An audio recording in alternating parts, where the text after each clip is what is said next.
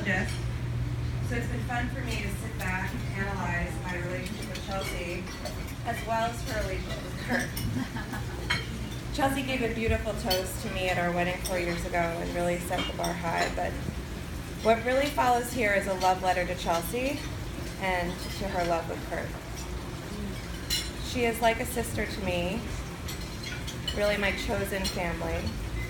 And Nancy and Graham are part of that family that have adopted me into their magical world.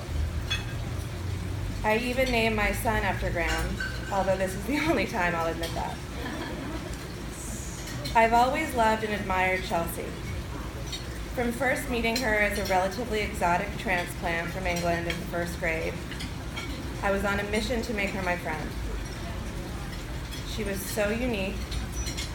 Her fashion choices stood out in the mundane Delaware aesthetic, and her interests always set her apart and above. She liked ska and punk before anyone else. She knew every latest band and album. Always ahead of the curve, she dyed her hair every imaginable color before senior year, and as has been mentioned already a few times, she had dreadlocks before that was a thing.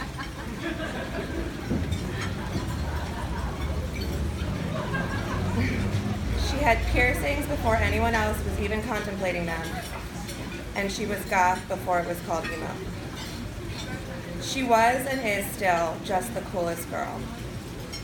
We were polar opposites and kindred spirits at the same time. Chelsea and her Doc Martens and Dickies, and me in my squash skirt or lacrosse kilt. And she always was an artist in both ability and spirit, gifted and bold. I've never been surprised that she's reached ever higher echelons of achievement from Bard to Yale and now at the Broad. But I'd like to tell you more about our special private world. We could lay in her room for hours on end, creating the most elaborate dream life of what we wanted and where we would be, of who we were and who we would become. We had our finger on the pulse of pop culture, from Def Comedy Jam to Courtney Love. We used to sit in her living room and read Jean Le Carré book titles in an English accent as though we were announcers at the Academy Awards. We skateboarded and rode bikes back and forth to one another's homes almost every day. We made music videos lip-syncing to Natalie Merchant and the 10,000 Maniacs. We made Duncan Hines cakes, but forgot to add the eggs. Probably hundreds of times we walked along the train tracks behind her house to Deerfield for burgers and to Video Frequency to rent the latest VHS release. Those walks were filled with endless conversations about everything and nothing at the same time. One salient memory is taking Chelsea to Bard with Nancy. I was truly heartbroken. My best friend was leaving, and our magnificently insular world would never be the same. I felt that I was not ready to go, but in seeing Chelsea's ease and excitement, I realized that this was the exact moment we had spent all of those walks talking about.